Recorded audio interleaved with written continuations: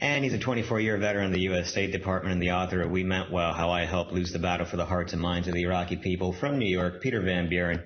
This was a shit week to be a journalist. You know, it was just sad and horrific seeing what happened in Paris on Friday. And then it was just equally as disgusting seeing some of the reactions that we've seen here in the U.S. and also in Europe. You know, basically blaming the attack on people fleeing the same thing that we just saw in Paris, except virtually on a daily basis. Now, Peter, this was an attack that was carried out by citizens of France and Belgium. Why aren't we banning Belgian people from states like some of these governors are trying to ban Syrian refugees? Well, it's a funny thing, and there's some historical context for this. On 9/11, a group of hijackers, almost all of whom were Saudis, who were funded by the Saudi government in large part, and who had lived in Germany before they came to America, attacked the United States, and so we bombed Afghanistan.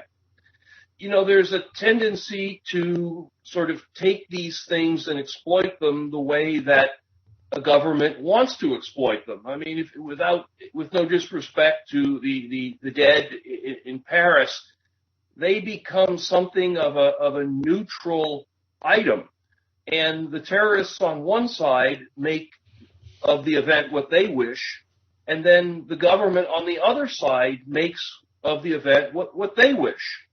And so, unfortunately, rather than focusing on the realities of this, including the irony that the attackers in Paris who've been identified are all EU residents, we make it into what we want to make it into, which is, we should drop more bombs on Syria. You know, we've seen more than 30 states now try to go ahead and ban Syrian refugees. Eric, can any governor actually enforce this type of law? Nope. I mean, when the federal government comes down and accepts the Syrian refugees, they can have them placed wherever they want to. The governors can make it stink all they want, but it would go to a Supreme Court case if ever, and they're obviously going to rule in favor of human rights on almost every platform. And to build on what Peter said, not necessarily related to what you asked me, but it does aggravate me when we see something like this happen and then the mainstream politics, like in this case the Republicans, they seem to have this tendency to group all Muslims into one category, to assume that every country in the Middle East is one giant country working against the U.S. And that's not how it works. It would be the same logic if we were to approach Asia and say that all Asians are just Asian. It doesn't work like that. You have to look at the specific cultures within to understand what's going on and the different rivalries between the different cultures. And I think that gets largely ignored when we analyze the Middle East. I mean, imagine if after Pearl Harbor, the United States declared war on Buddhism, because it's roughly Shinto. The same kind. Well, yeah, Shinto is, we could get both of them, but Shinto actually is somewhat confined to Japan. So it's the idea that Eric said that this is all somehow connected. Back to the governor thing, of course, every one of those governors, first of all, knew that they had no power to ban a particular group of people from living in their state. I mean, you know, other than trying to drive into Alabama with a U-Haul truck with New York plates, you know, you can just move around the United States the way you want. There's no rules that say this person can live in Alabama and this person can live in Kentucky. It's absolutely ridiculous. And the same thing goes for people who are applying for any benefits, who are signing up for any services that are provided by the state. So the thing that makes what we saw this week doubly bad is not only that the governors felt a need to say such a bigoted, hateful thing, but they said it knowing absolutely that it was not true.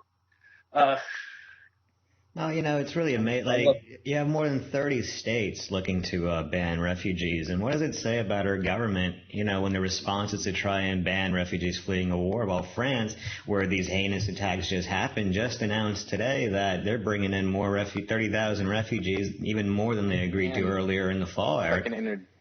If I can interject, not only refugees fleeing a war, but more than likely a war that the Americans caused. So here they go in, they cause something, and now they don't want to help the people that are displaced as a result of it. And yeah, it's quite sickening. I think more than anything, most of the governors are making these stances to try to look tough on immigration, because right now that's the hot topic. And any governor that maybe wants to jockey for, an advancement in his political career later on, can point back and say, hey, when the Paris attacks happened, I was tough on immigration. I didn't give them any leeway. And I think that's where a lot of them are trying to go with this. And it's that's a good point. But, the president of France, Francois Hollande, he's been trying to act tough, and, he ramped up the attacks on Syria. But at the same time, he goes and says, well, we're going to bring in 30,000 new Syrian refugees over the next 30 years. Peter, where's the disconnect in power here?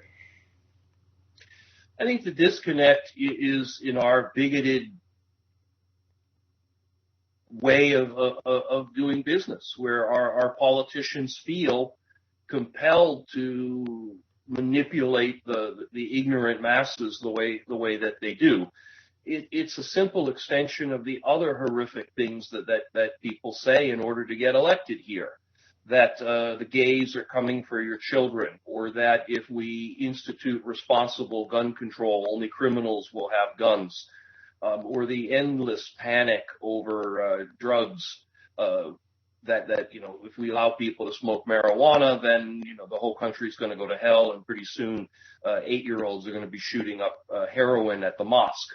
This kind of fear mongering is so built into our politics now. You need only watch the next set of debates.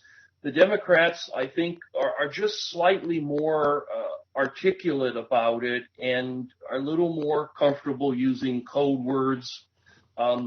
Hillary Clinton will not come out and say we should close the mosques the way Donald Trump did this week, but she'll still talk about the need to vet refugees carefully, or to consider the options in the war in Syria. And I think these are sort of fuzzier code words for a lot of the things that the Republicans now apparently have found themselves able to say without any filters at all.